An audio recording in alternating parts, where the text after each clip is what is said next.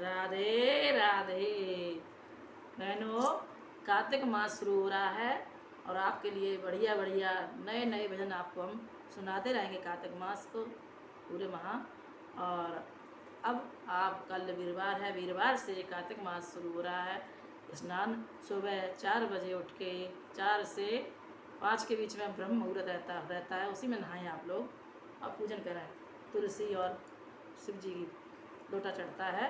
आप लोग शुरू करें और हम आपको भजन सुनाने जा रहे हैं कन्हैया जी का। जरूर सुने, लाइक करें, सब्सक्राइब करें।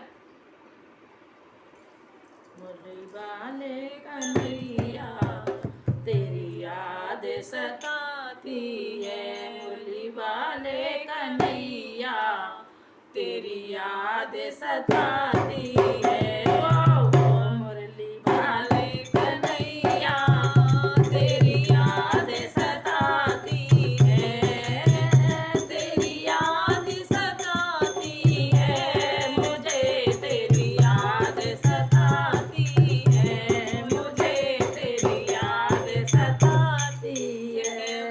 वाले कन्हैया तेरी याद सताती है, अजय